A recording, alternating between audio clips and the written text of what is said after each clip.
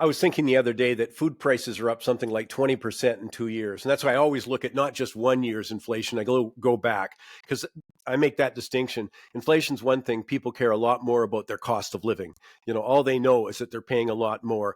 What Canadian families, the estimate or something like, we're in the neighborhood of $150 more per month for Yep. food. Well, no wonder people are concerned. And that's why I'm so pleased. We've had the help over the years of Sylvain Charlebois, Dalhousie Agri-Food. I'm trying to say analytics. There we go, Sylvain. Great stuff. Agri-Food Analytics Lab. Yes, but you're the guys who put out terrific reports for a number of years on the state of the food industry, the state of the grocery industry, that kind of stuff. It's just become more in the spotlight. And I know you've had an extremely busy week. I mean, you've been in Ottawa, meeting with head of the major grocery chains, meeting with the government, et cetera. Can we start by you just giving me a quick take on what that was about, what it was like? Well, it started this summer. Actually, I think it was at the end of July. I get a phone call out of the blue, and it was Minister Champagne himself. And so he was asking me for some advice. We were hearing rumblings coming out of France. The Minister of the Economy there, Mr. Le Maire, was meeting with people in the food industry, and they actually agreed to freeze prices for 5,000 food products in France. And he was asking me whether or not it would be a good idea in Canada.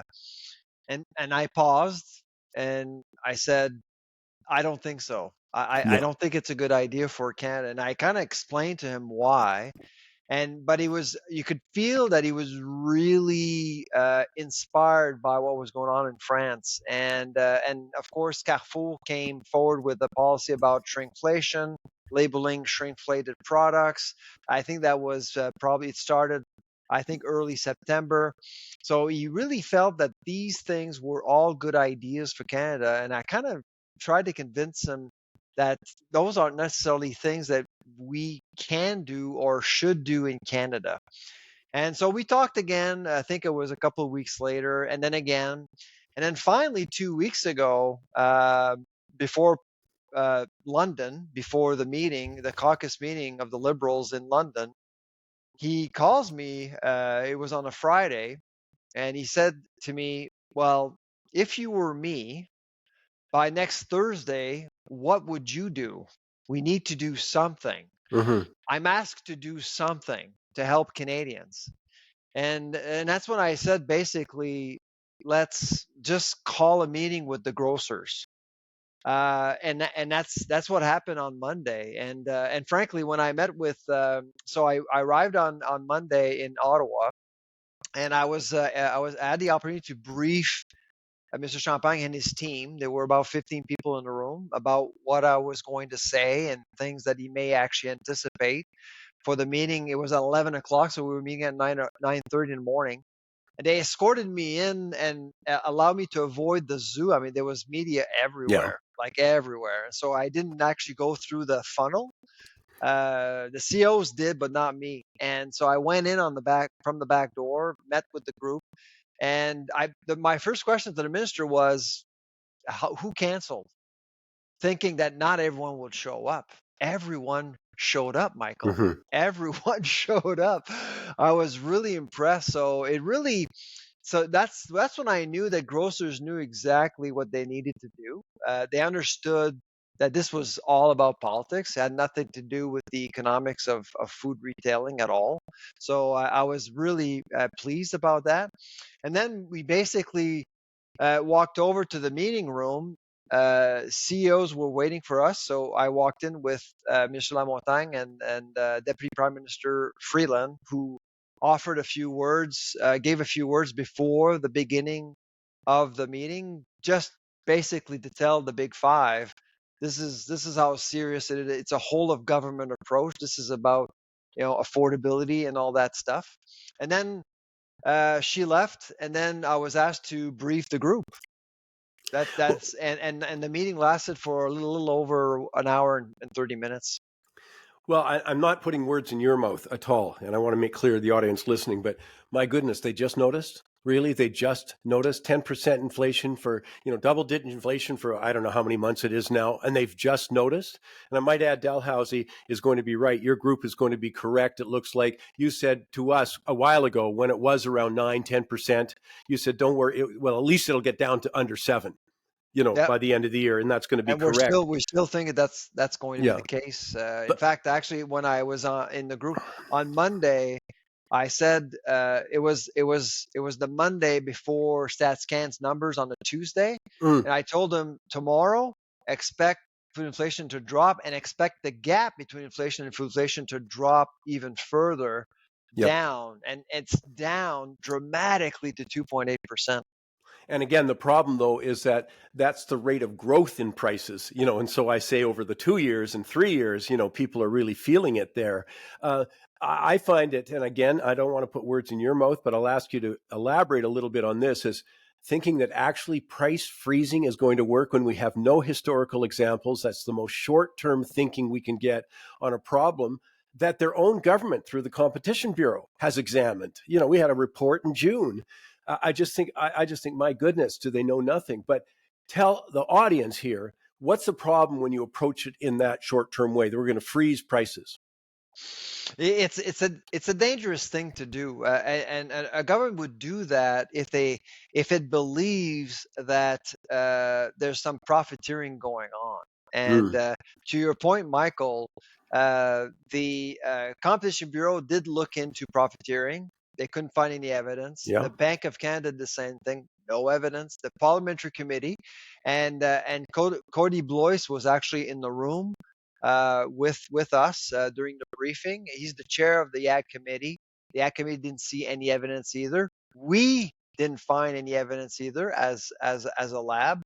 And so, if you actually believe that profiteering is going on, you will want to freeze prices. You will want to tax companies. But as you do all these things, you play around with market conditions and you end up basically making things worse for everyone, for both industry, for consumers. You discourage investments. And frankly, as soon as you deal with it with an interventionist government, you get into trouble so quickly. And so that's like I said, France has options. It's in the middle of Europe. We do not. We're prisoners of our own geography. We're just north of the US. That's all we got. And so if we start playing around with the economy, guess what's going to happen? Companies are going to leave and prices are going to go up. Well, the whole simplistic narrative that says it's the food price problem is because of greed. I mean, my goodness gracious, I'm not allowed to say what I really think about that. But as if there's not so many elements to the supply chain, so many other factors involved. I mean, it's easy for people to understand if wages went up, maybe if property taxes went up. But I mean, you're talking that so many different levels, do fertilizer costs go up? Yes. And does that impact? Does gasoline or diesel, going up? You have been doing some work, and I'll get to it in a few minutes, on the carbon tax. We can debate how much. It definitely adds to the price of food, though. Yep. That's not in question. We can debate how much, but it adds. There's so many elements. My worry is when you get so simplistic as to say, "Oh, I know the real reason is greed." Man, you are ignoring any meaningful solution, every other area, and price fixing does the same thing. Are you saying that prices aren't going up, or input costs aren't going up? I mean, Yep. it's just such a head shaker for me. Oh, absolutely. I mean, I got to say, Monday really, I thought was a good day. I have to give Mm-hmm. a lot of credit to the companies who showed up. Galen Weston from Loblaw, Eric Laflèche from Metro, Michael Medline from Sobeys. I mean, they all came in thinking, thinking that it was going to be a figure pointing session. Mm-hmm. So that's why I was glad to be the first to speak, because I Yes. got up the first 10 minutes, Michael.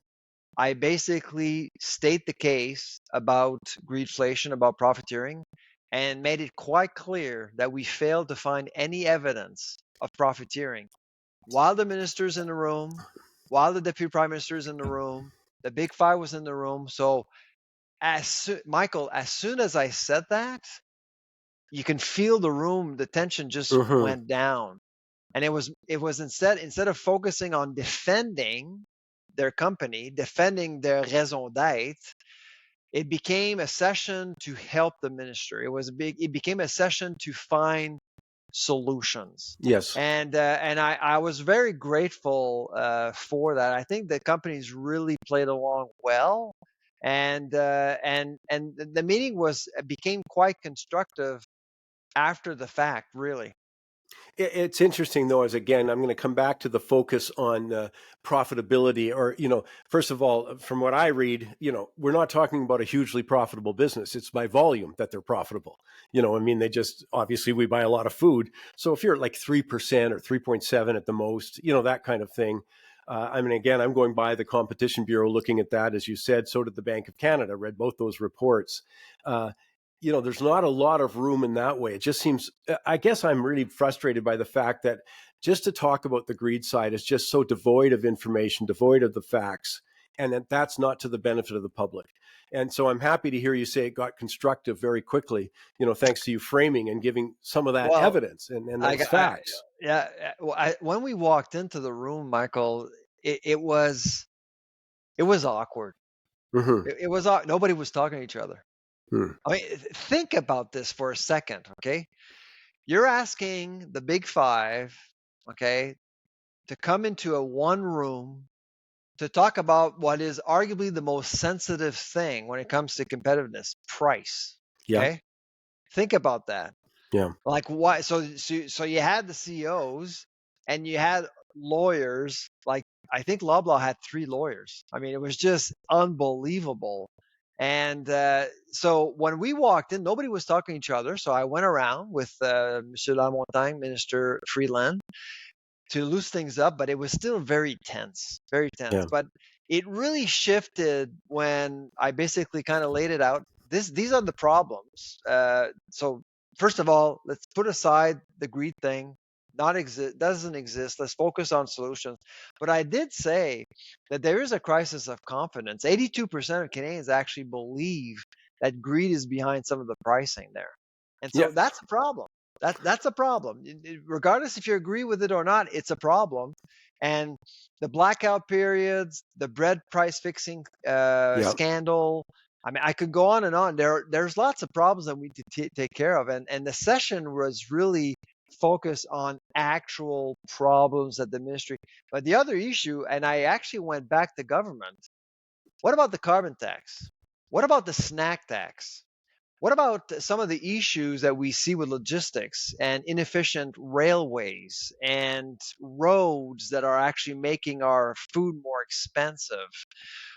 What about regulations related to packaging and labels? The P2 notice that we got in August. What are some of the things that are really policy driven, making food more expensive? So I threw a bone at CEOs. I threw a bone at the government as well, and then left it there.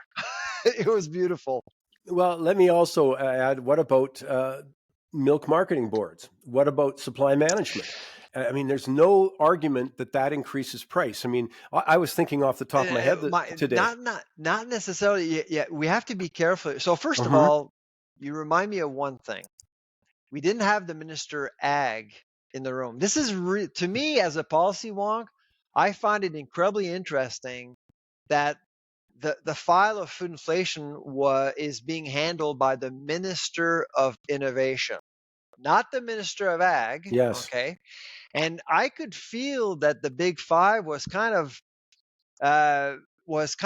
taken by surprise by Mr. Lamontagne's tone, Mr. Champagne's tone. Mr. Champagne's tone is very action oriented. When you meet at Ag in Ottawa, it's all about farm gate stuff. Yeah. It's all about supply management. Okay, it's about the farmer. As soon as you get closer to consumers, it's not a priority as much. For Mr. Champagne, everything on Monday was about the consumer. It was really refreshing. Now, to your point about supply management, which is a very, very important point, is supply management bad for competitiveness? Absolutely. Are there several issues with supply management? Absolutely. Is it going to drive prices down if you eliminate it? Not necessarily. Here's Okay. why. So this is a study we did a couple of years ago. we believe that if you eliminate supply management in Canada, you will see prices drop for a while, for the first probably 3-4 years, perhaps 5 years, because you'll see American companies come into Canada to try to take over the market, okay? And there'll be a fight, okay? And there'll be a price war to get market share. But as soon as things get settled after a while, guess what's going to happen to prices? They're likely to go up. That's exactly what happened in Australia, by the way. Mm-hmm. Prices went way down for 5 years. And then if you even given inflation, prices are actually higher than before. So, like I said, Canada is an isolated market. So if you kill supply management, you will no longer have any production capacity in Canada because our farms are not competitive right now. Yeah. Well, That's the danger. it's a fascinating subject that's not on the table. I mean, not just in But that it meeting wasn't on the ever. table You know, that's because what I mean. Yeah. it Oh, wasn't the okay. Minister of Ag, and we didn't really have any trade groups in the room. So the focus was very much about Yeah. retail and distribution. Let me come back to some of the other things you're saying, just to make the public aware that there are a lot of factors, government policy also that goes into increasing food prices. You just reminded me, I wouldn't have listed packaging, but I know full well that changes Oh, the price. But can you just re-elaborate what you've said in that way, just again because we're not hearing that. Let's face it, in the public debate, we're not hearing, hey, we changed this, we got some transportation regulation problems, that kind of thing. well, right now, the government is looking at P2. The P2 notice is basically going to ask grocers to come up with a plan. Yeah. Ottawa loves plans these days. Come up with a plan to reduce or eliminate plastics at retail. That's Okay. right. Especially in the produce section where plastic is directly in touch with the food. Yeah. Okay. So strawberries, blueberries, cucumbers, everything. So they want all that plastic gone. Fine. That's great. Who wouldn't? Plastics are bad for the environment. Okay. Well, some plastics are much worse than others, but who wouldn't want to see? But the problem with plastics is that it actually keeps our food safe, our food affordable. Logistically, it helps us transport produce for long distances. Let's say you're in California, or a farmer in California, and you supply Canada, you supply Sobeys, Loblaws, and tomorrow morning you're told by your client, Loblaws, oh, by the way, your cucumbers, you can't put that into plastic. Guess what's going to happen? They're not going to want to deal with Canada anymore. They'll Mm-hmm. just ship it somewhere else. And so, what is likely to happen is that you'll not only see the increase of waste across the supply chain increase, okay, by $2.53 billion, according to an estimate, but you're likely to see a lot of companies not wanting to deal with Canada anymore because you have different sets of regulations, which could actually create a food security problem. And so again, we met with ECCC twice about P2, twice. And both times you could feel that science-based policy has no meaning. Zero. It's all about dogma. It's about focusing on one thing, and it's to get grocers to implement a plan to reduce plastics no matter what. Doesn't matter if food prices go up or not. Just a quick emphasis there. One of the other costs, the grocers that I don't hear anybody talking about, in the public that, they don't like the prices, is waste. I mean, Yes, that's a absolutely. cost, when I got stuff and, has anybody ever not brought at least one thing back to the grocer, fresh berries? No, they weren't so fresh or something like that. Waste is a huge problem. But as you Yeah. say, removing plastics without a viable, cost-effective alternative is just going to again increase costs. Besides wonderful points you're making about, we won't get them shipped to us anyways. Our selection will go down, costs will go up, that kind of thing. But that's a great example of But what should be in the public debate, but is not in the public debate. ECCC is not even consulting with our suppliers from Mm-hmm. abroad. Can you imagine? American suppliers weren't even aware that this was actually happening. And Wow. so ECCC gave until the end of August. So they actually released the policy advisory. I think it was early August. They gave 30 days for the industry to react, to respond in the middle of summer. Yeah. In the middle of summer, and when farmers are all very busy, and of course the Americans had no clue what was going on. So it's over now. You can't really say anything, but they're probably going to go ahead with these changes, and it's probably going to cost us a lot more money, and it has nothing to do with grocers. But guess what? Who's going to get the blame? Yeah, Grocers. absolutely. And that's why the Big Five was very vocal about it. Let me just finish quickly and come back to the carbon tax. There's been a debate. First of all, I'll reiterate, the debate is how much it increases the cost of food, but I see no disagreement that it does in fact increase the cost of food. And that's the other inflation debate for me, is it's back to what I said. No, it's the cost of things that get to me. I don't care what the rate of inflation is when I bring it home. Like I buy the groceries, say I can't afford them. Oh, but it's only 1.2% higher. Well, I couldn't afford them. And so I want your comment on the carbon debate. Yeah, so the carbon debate, and I actually had the pleasure to meet with the Conservative Caucus on Monday while I was in Ottawa, because they wanted to know more about some of our research on the carbon. We actually have a project going on right now. I got to tell you, Michael, I'll be straight with you. Any economist telling the media or anybody that they have an idea what the carbon tax is doing to retail prices, they're out to lunch. Yeah. There's no data to support any coefficient, which is why we're after the Bank of Canada right now. The Bank of Canada, the governor said a couple of weeks ago that it believes that the carbon tax is responsible for 0.15 of inflation, and without providing any data. So we actually submitted a request. I asked around on Monday in Ottawa if anybody actually has any data coming from the Bank of Canada. We're still waiting for it.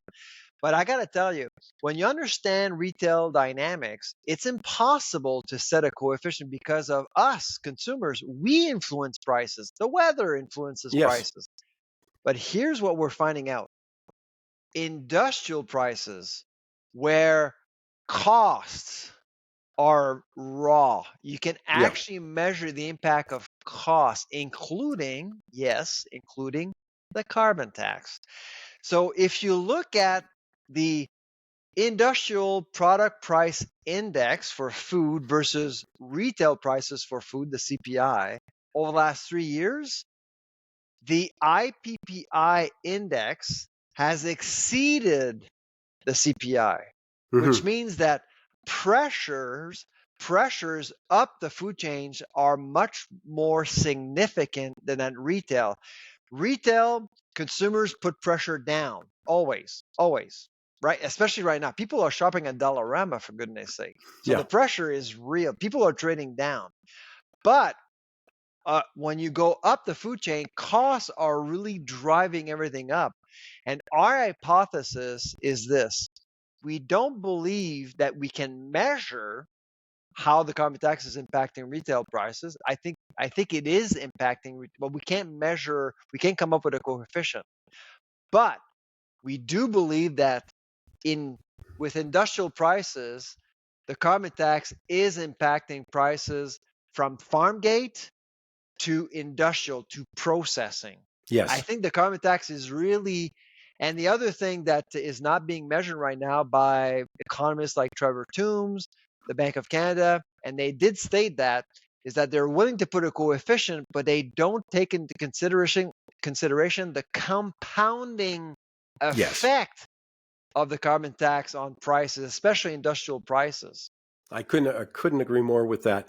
Hey, look, we could talk all day, and you know me, I love it. I love the work you guys do down at Dalhousie. But let me just invite people to go to the Food Professor on Twitter. The Food Professor on Twitter. You get the update all the time, latest stuff, new data coming in. Sylvain shares it with you. And look, please know how much we appreciate your expertise, but the time you find for us on Money Talks. Thank you for taking time. Thank you, Michael.